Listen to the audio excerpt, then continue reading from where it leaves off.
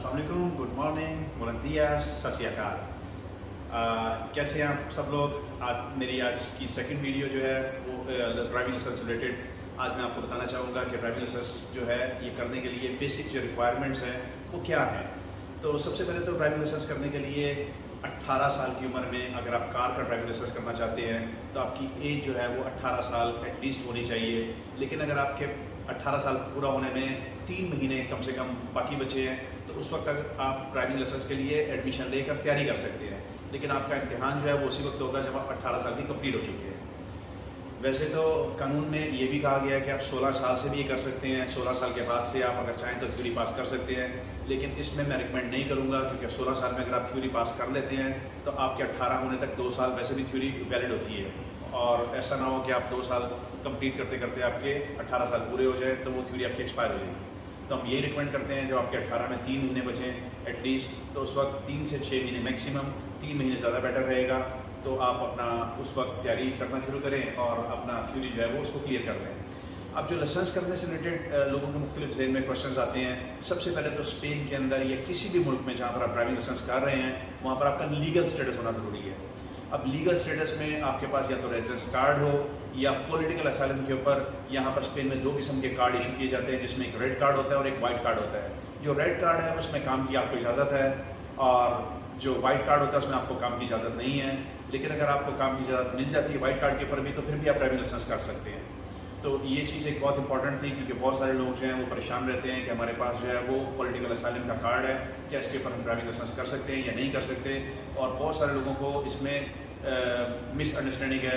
कुछ driving school जो हैं उनको कह देते हैं कि जी आप नहीं कर सकते और कुछ कह देते हैं आप कर सकते हैं। तो लोग बहुत ज़्यादा कन्फ्यूजन में थे। तो मैंने सोचा कि इसी चैनल के ज़रिए मैं ये जो आपको डाउट्स हैं ये भी दूर किए जाएँ। अब मैं आपको बताता हूँ एडमिशन लेने के लिए जो रिक्वायरमेंट्स हैं। सबसे पहले तो आपके पास रेजिडेंस कार्ड वैलिड होना चाहिए। अगर आपका रेजिडेंस कार्ड एक्सपायर है तो एडमिशन तो आप ले सकते हैं, पढ़ भी सकते हैं, लेकिन आपको इम्तिहान नहीं देने देंगे क्योंकि जो रूल्स एंड रेगुलेशन है स्पेन के अंदर चेंज होते रहते हैं। तो फ़िलहाल जो है आज के दौर के मुताबिक जो इस वक्त कानून है आपका रेजिडेंस कार्ड जो है वो वैलिड होना ज़रूरी है अगर आप इस वक्त लाइसेंस करना चाहते हैं, चाहे वो थ्योरी हो या प्रैक्टिकल हो। उसके बाद रेजिडेंस कार्ड के बाद आपको चाहिए 4 फोटोग्राफ चाहिए जो कि ड्राइविंग लाइसेंस से या DNI साइज़ या पासपोर्ट साइज़ जिसे आप कह सकते हैं, जिसका बैकग्राउंड जो है वाइट कलर का होता है वो चाहिए होता है। और उसके अलावा आपकी रेजिडेंस के ऊपर जो कार्ड पे एड्रेस लिखा होता है, ये बहुत इंपॉर्टेंट चीज़ है जो मैं अभी आपके साथ डिस्कस कर रहा हूँ क्योंकि बेसिकली लोगों को मालूम नहीं होता। वो क्या करते हैं जब ड्राइविंग लाइसेंस के लिए एडमिशन लेते हैं या मेडिकल कराने जाते हैं तो वहाँ पर अपना एड्रेस लिखा देते हैं जो रेजिडेंस कार्ड के ऊपर लिखा होता है। और हमारे ज़्यादातर बेसिकली जो फॉरेनर्स लोग हैं वो उस एड्रेस पर रह नहीं रहे होते, तो उनका जो ओरिजिनल ड्राइविंग लाइसेंस है ट्रैफिक वाले वो उसी एड्रेस पर भेज देते हैं। तो इस चीज़ को दूर करने के लिए आपको चाहिए कि या तो आपका एड्रेस वही हो जहाँ पर आपका रेजिडेंस कार्ड बना हुआ है या फिर आप अपना एम्पाद्रमिento का, जिसको हाउस रजिस्ट्रेशन कहते हैं, वो आप ज़रूर करवा के रखें ताकि आपका एड्रेस या आपके नाम पर कोई भी फ़ाइन है, जुर्माना है, गवर्नमेंट के साथ कोई कॉरेस्पॉन्डेंस है, आपके उसी एड्रेस पर आपको रिसीव हो सके।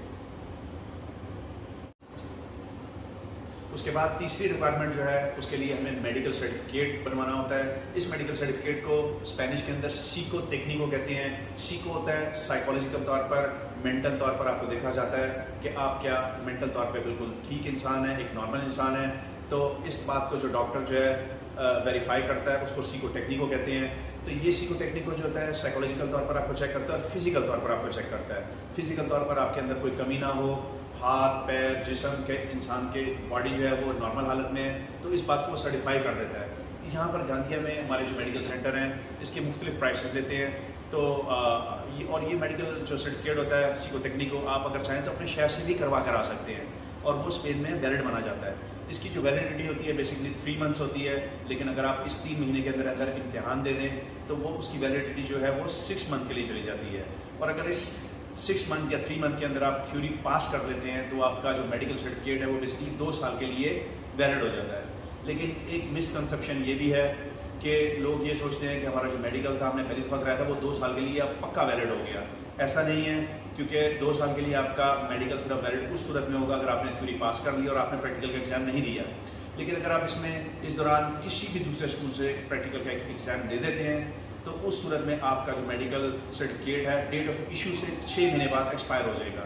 ये आप अपने जहन में रखें کہ آپ کو میڈیکل سرٹیفکیٹ اگر آپ امتحان پریکٹیکل نہیں دیا تو آپ کا وہ 2 سال کے لیے ویلڈ ہے، لیکن اگر آپ امتحان دے چکے ہیں تو وہ لاسٹ ڈیٹ آف ایگزامن کو کاؤنٹ کرتے ہوئے ڈیٹ آف ایشو کو آپ دیکھیں تو وہ 6 مہینے بعد ایکسپائر ہو جائے گا۔ فرینڈس یہ تو ہو گئی ریکوائرمنٹس، ہر بندے کو جو ڈرائیونگ لائسنس کرنا چاہتا ہے اس کو یہ ریکوائرمنٹ پورا کرنا ضروری ہے۔ لیکن اس کے بعد ایک بڑی امپورٹنٹ چیز جو ہے، جو بندہ ڈرائیونگ لائسنس کرنا چاہتا ہے تو کون سی لینگویجز میں آپ ڈرائیونگ لائسنس کر سکتے ہیں۔ تو یہاں پر ہم ڈرائیونگ لائسنس جو ہے گاندھیا میں بیسکلی اسپینش میں کرواتے ہیں، لیکن ساتھ میں ہمارے پاس انگلش سلیبس بھی موجود ہے۔ اس کے علاوہ گورنمنٹ آف اسپین کی وجہ سے طرف سے کاتالان اور یہاں کی جو لوکل لینگویجز ہے اس میں بھی یہ سلیبس موجود ہے، لیکن ہم اس کو پریفر یہاں پر فارنرس کے لیے اس لیے نہیں کرتے کیونکہ ہمارے جو فارنرس لوگ ہیں ان کو لینگویج اچھی نہیں آتی۔ لیکن اس کے ساتھ ساتھ اگر کوئی ایسا انسان آ جائے جس کو فرینچ آتی ہو، جرمن آتی ہو، تو اس میں بھی ڈرائیونگ لائسنس کا سلیبس ہمارے پاس موجود ہے۔ لیکن ہم زیادہ تر یہاں پر اسکول میں پڑھاتے ہیں انگلش اسپینش کے اندر، اور انگلش میں صرف ان لوگوں کو ایڈمیشن دیتے ہیں جو کم سے کم خود سے انگلش پڑھ لیتے ہوں، اس کا مطلب سمجھ لیتے ہوں، اور جہاں پر ان کو پرابلم آتی ہے ہم ان کو سمجھاتے ہیں۔ اور اسپینش میں ہم ان تمام لوگوں کو ایڈمیشن دے دیتے ہیں جو بیسکلی لفظ کو تھوڑا تھوڑا جوڑ بھی لیتے ہیں، اگر ان کو مطلب نہیں بھی پتہ تو ہم ان کو سمجھا لیتے ہیں۔ تو میرے حساب سے کم جو تعلیمی معیار ہے وہ کم سے کم 8ویں پاس یا میٹرک پاس ہو تو بندہ 1 مہینے سے لے کر 20 دن سے لے کر 1 مہینہ یا سوا مہینہ کے اندر تھیوری پاس کر دیتا ہے۔ اس کے بعد یہ آپ کے اوپر خود پہ ڈیپینڈ کرتا ہے کہ آپ کتنا ٹائم لگاتے ہیں۔ ہمارے اسکول کی جو ٹائمنگ ہے صبح 9 بجے سے لے کر 1 بجے تک، اور شام کو 4 بجے سے لے کر آپ کو 8 بجے تک، منڈے ٹو فرائیڈے ہم کام کرتے ہیں۔ اس میں سیٹرڈے یا سنڈے والے دن بھی آدھا دن اسکول کھولا جاتا ہے۔ تو یہ ایک بہت بڑی ہیلپ ہے، اور یہاں پر سے ریلیٹڈ اگر آپ کو کوئی مزید انفارمیشن چاہیے ہو تو آپ ہماری ویڈیوز کے ساتھ جڑے رہیں۔ آنے والے وقتوں میں ہم مزید ایسی ویڈیوز بنائیں گے جس میں آپ کو کوئی بھی سوال ہو یا کوئی بھی چیز ہو آپ کمنٹ باکس میں ہمیں لکھ سکتے ہیں، اور ہم آپ کا سوالوں کا ضرور جواب دیں گے۔ اگر آج کی ویڈیو آپ کو اچھی لگی ہو تو میرے اس ویڈیو کو لائک کریں، اور اگر کسی نے ابھی تک میرا چینل سبسکرائب نہیں کیا ہوا تو وہ اس چینل کو سبسکرائب کریں۔ پھر ملاقات ہوگی کسی بھی ایک اچھے اور انٹرسٹنگ ٹاپک کے ساتھ۔ اپنا بہت خیال رکھیں۔ Take care. اللہ حافظ۔